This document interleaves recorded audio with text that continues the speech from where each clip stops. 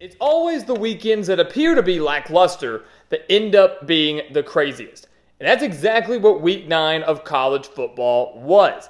It was an absolutely crazy weekend, and a weekend that only featured 2 ranked versus ranked matchups. We saw some fantastic games, some major upsets, and a lot of questions that have now arisen that we hope to be answered by the committee when they release their first set of playoff rankings on Tuesday night. So welcome back to the Gridiron Expert, guys. We're so glad you could join us today for our Week 9 college football recap. As always, please continue to like, to comment, subscribe, share our videos, and check out everything down in the description below, including these expert picks over on thegridironexpert.com. You've heard us preach it all year long. We're going to continue to preach it till the end of time because if you're not signing up for these expert picks, you are missing out on guaranteed money. We are now on our 6th straight week of hitting at least 60% of our bets. We are on a 55-26 run on our expert picks at 69.7%. 6-4 in week 9, 58-35 on the year, 62.4%. That's what we're hitting against the spread this year, over 62% entering the month of November. No other handicapper is going to give you those numbers. No other handicapper is going to give you the lowest price in the country with these type of results. With the guaranteed customer service we can give you, go sign up for these expert picks. We don't know how much more we've got to say it. Again, you're not going to find picks like this anywhere else. 58-35, 55-26 run. Go sign up and start winning with us today. Same thing can be said for the money line, where we're 25-6 in week 9, over 80%, and hitting over 81% of our money line bets this year. We'll hit over 300 money line victories by the end of next weekend. How about that? First week in November, we'll have over 300 wins. Not a bad place to be with a lot of football left to be played. So those are our results. We're always transparent. We're always honest. We want you to take advantage of them and sign up with us today. You're never too late. 4-year-long subscription. Sign up at any time. You'll get it for a full 365 days. All right, now that's out of the way. It's going to be up here all day, so don't miss out on it. But we go into the games, right? We had our Week 9 prediction video, and we had a lackluster week. Only 2 ranked versus ranked matchups. But we had games up on our big board, such as Kansas, Oklahoma, Texas, and BYU, Georgia and Florida, Ohio State, Wisconsin. A handful of games that we said, on paper, the higher-ranked team should win. These teams should win. But one of them, we said this, one of those games will result in an upset. We just didn't know which one. Sure enough, it was the first game on that list. Kansas stunned number 6 Oklahoma 38-33 on Saturday morning, making sure that there are now no unbeaten teams remaining in the Big 12 Conference. There is a 5-way tie for first place, guys. So if you're looking for some wild conference races to see how they'll shape out by season's end, your eyes need to be on the Big 12 and your eyes need to be on the Pac-12. More on that later. But the Big 12 is going to be really, really interesting to see how this conference shakes out by season's end. But Kansas, guys, what an unbelievable game. What an unbelievable moment for this program that has been struggling for so long. They snapped their 18-game losing streak to the Sooners. This was their highest-ranked victory since the 2008 Orange Bowl, the last time Kansas football really was relevant. They had lost 25 straight home games to top 10 opponents. They now have snapped that streak, and they did it all without their star quarterback in Jalen Daniels. Yes, Jason Bean has had plenty of playing experience. He's not your average quarterback. He's not your average or normal backup quarterback. He is way different than that. But the fact they did it without Jalen Daniels, the fact they did it and enduring, an hour and a half, 2-hour rain delay, and the fans stuck around, the players kept their focus, were able to pull out this victory, it was a pretty remarkable moment for Lance Leipold and the Jayhawks. 218 passing yards, 225 rushing yards, about as balanced as an offensive attack as you can have. They picked off Dylan Gabriel early in the game to get the scoring started, take that 7-0 lead, held Oklahoma to 171 passing yards on the day. I mean, you couldn't have asked for a better matchup. You couldn't have asked for a better performance from Kansas across the board. And it looked like the game may have been over. 2:29 remaining in the game. Jason Bean throws an interception. You're like, oh, it's over. Oklahoma survives. The defense got the stop they needed. Ended up going down there, scoring the game-winning touchdown with 55 seconds remaining. There's no quit in this Kansas team. So a lot of credit to them. They will be ranked in our GE Top 25 that comes out tomorrow. They deserve to be ranked. They're 6-2. They're going bowling yet again. And again, this is a couple of years ago, unfathomable, unbelievable to think that Kansas would be in this position football-wise, and yet Lance Leipold has done the unthinkable in Lawrence, creating chaos not just within their program, not just within the Big 12, but also with the college football playoff coming up as well. Oklahoma was believed to be a contender, now has a lot more work to do, taking their first loss of the year. How about in Big 10 play? We don't have too many games to touch on here. Big 10 play. Number 10, Penn State survives Indiana 33-24. Listen, I might rant here for a second.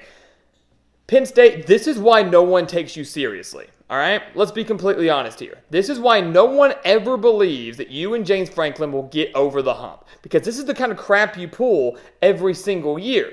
You lose to Ohio State, who you've lost to 7 years in a row now. You follow that up with a very lackluster performance, a pitiful performance, just like they did against Indiana, the worst team arguably in the Big Ten. They only win by 9. It was a tied game with under 3 minutes remaining before Penn State got bailed out on a 57-yard bomb with 1:46 left, and the safety added for good measure to fully solidify the win.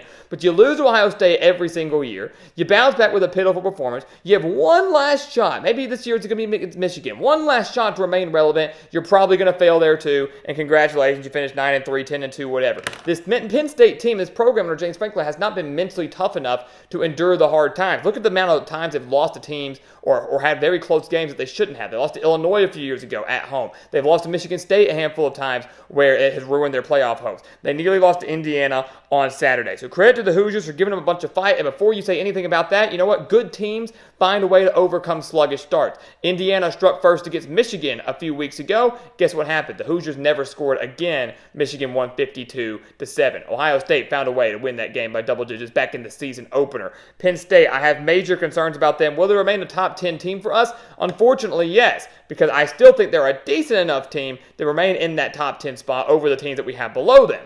But they, right now, to me, do not look like playoff contenders. And the only way they can prove that to us, the only way they can prove they are maybe legit, this was just a fluke game, everybody has them, is by beating Michigan in Happy Valley here in a few weeks. Penn State, a bad performance against Indiana, could have been one of the biggest upsets of the year, but they survived in the final 2 minutes.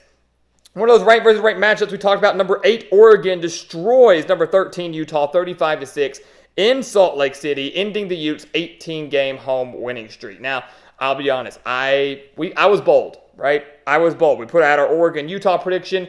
I was bold. I picked Utah to not only, I picked them to win the game. I picked them to win the game at home against Oregon.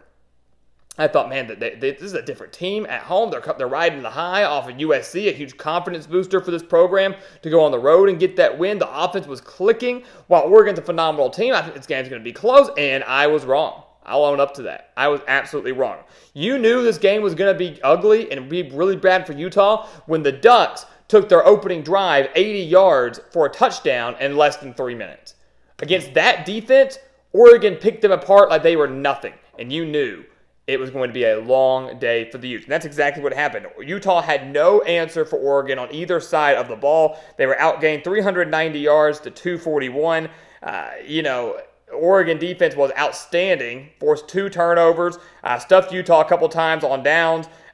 It was just a dominant performance, and to do it in Salt Lake City, where the Oregon had not won since 2016, where not many teams have ever really gone to win in recent years, was really, really impressive, and once again shows Oregon is a true college football playoff contender despite having already a loss to Washington. So, a lot of credit to the Ducks. I actually might venture to say they are the best team in the Pac-12. I know Washington's still the lone undefeated team, but I have not been impressed with the Huskies at all the last 2 weeks, barely beating Arizona State last week, struggling against Stanford this week. Oregon very well could be the top team in the conference, and if those two teams meet again, I might be inclined to pick the Ducks. If they can do that, they will be in the college football playoffs, assuming they don't lose anywhere else. And the schedule does get a little bit lighter down the way for Oregon. So big win for the Ducks in Salt Lake City. The other ranked versus ranked matchup was number 18 Louisville and number 22 the Cardinals, destroying the Blue Devils 23-0 at home. We did our preview video for that game. We said it's going to come down to the health of the 2 biggest players on the field. Riley Leonard for Duke, Jawar Jordan for Louisville. Who was going to step up big, assuming they were both healthy?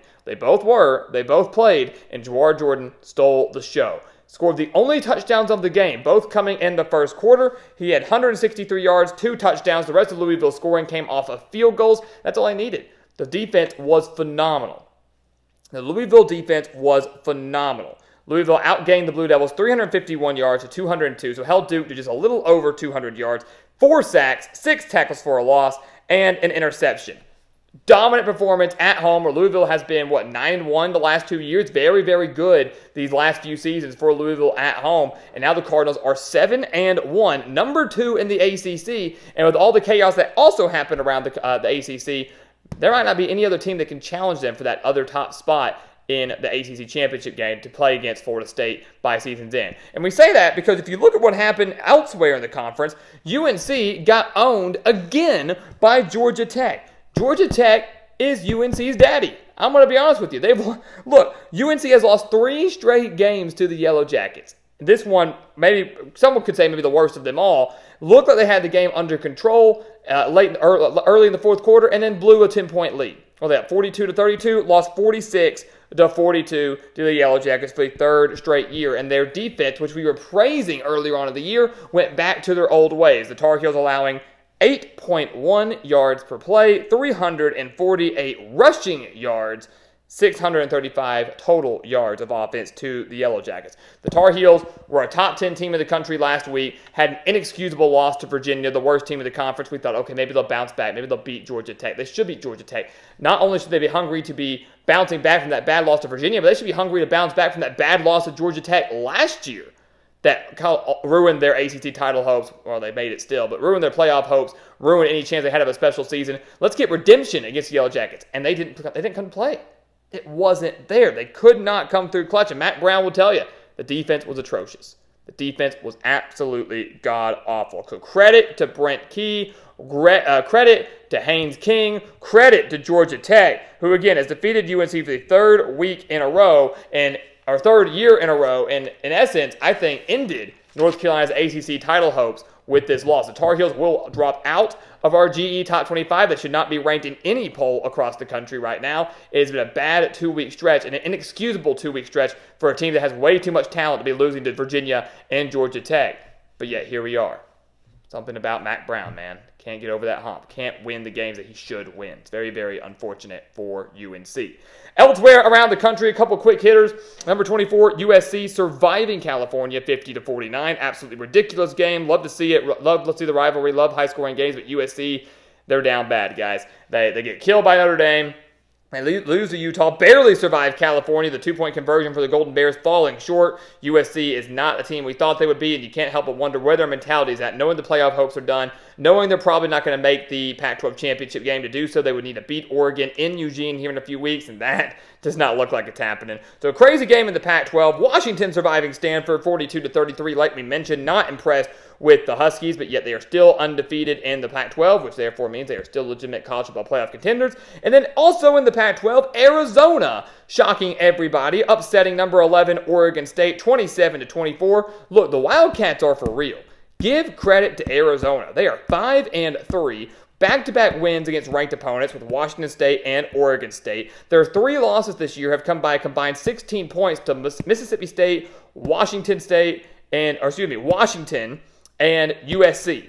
That's it. They have had very, very close losses against some very good teams. Arizona really right now should maybe be undefeated. At the least should be 7-1. They're playing fantastic ball. And once again, the Pac-12 cannibalizing itself, eating themselves alive. Oregon State, thought to be a legitimate Pac-12 title contender, still in the hunt, number 11 in the country, falls on the road to a Wildcats team that's sneaky good. And as we said earlier, will dictate who plays in the Pac-12 championship. And maybe if the Pac-12 even gets a team into the college football playoff. So concluding the show today with 3 straight crazy games in the Pac-12, and honestly, what would you expect? Nothing less. Again, we said if you want to find a conference that's entertaining, that's wild, that's unpredictable down this last month of the year, the Big 12 and the Pac-12 are the conferences to watch out for. Going to be a whole lot of fun.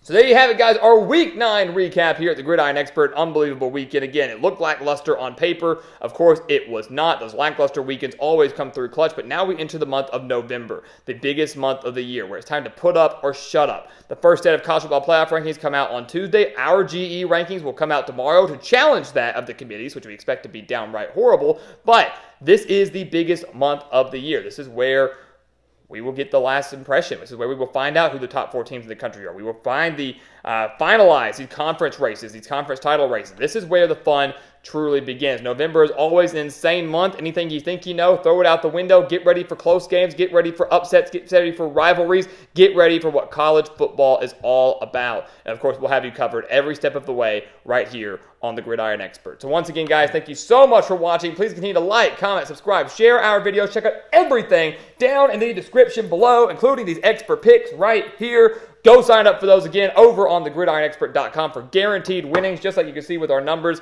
You're not going to find those picks and those numbers anywhere else. And once again, as always, thank you so much for watching, and we'll see you next time right here on the Gridiron Expert.